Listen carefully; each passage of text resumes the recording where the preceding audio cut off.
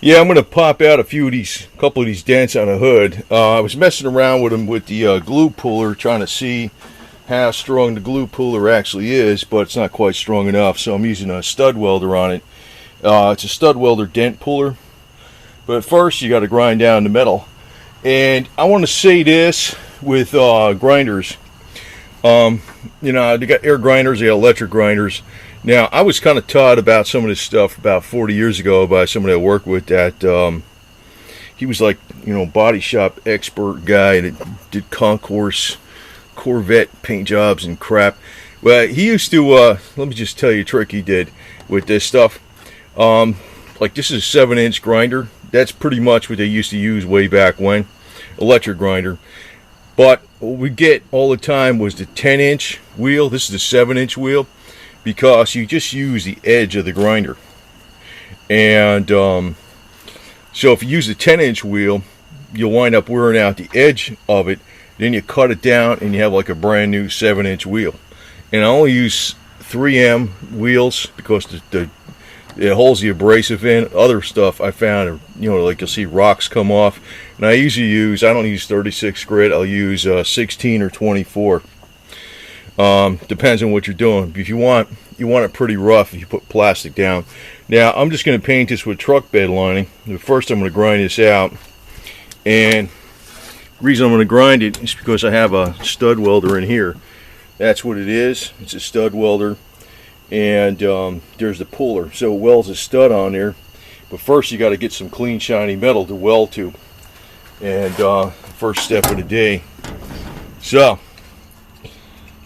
I got my flashlight here in case I pop a fuse, because I don't know, I was going to do this during the daytime, but it seems like I always run out of time. Do it at night. So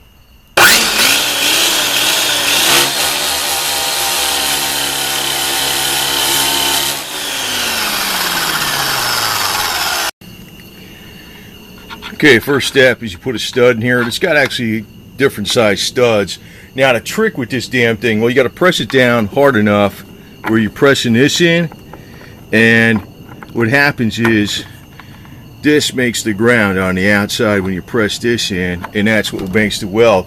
The trick is you got to watch you don't hold down the trigger too long, because you can actually burn a hole right through the metal. And the other thing is, you hold it down too light, it will not hold, the stud won't hold on there good. Now also depends on the what do you call it, the how much how thick the metal is too. So that's the other thing. So anyway, here it is. Put it down there.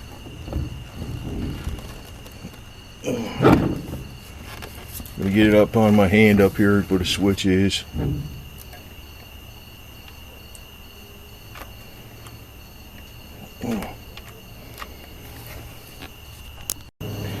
Okay, so I had to kind of press down with two hands to get a weld on there. It looks pretty good. It's pretty hot too, man.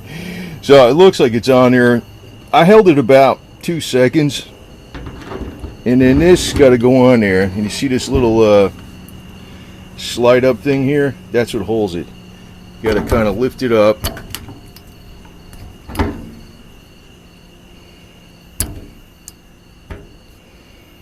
You get it on there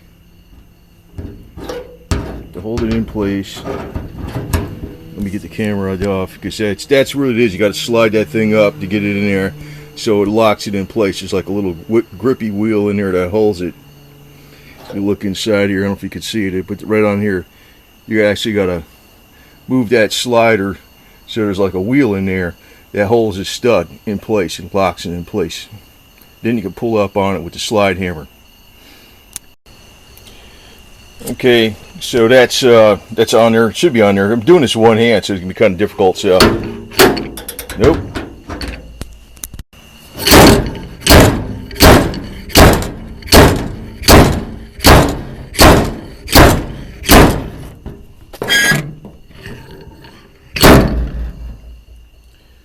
Well, that's pulling it out. So, probably got to weld a few studs on there. No, that pulled it out. That did it. That did the job, man.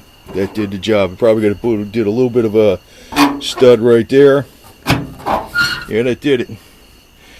Because because it actually made a little bit of a dimple. So I'll do one down here, but that's it. So anyway, does a pretty good job. And just got to touch it up with the grinder and do a little bit of stud right there. So anyway, that's how you work it. But back in the old days, you used to have to like drill a hole and use like a screw and a slide hammer like that, which I got one of those puppies, but we never had that stuff back in the 70s.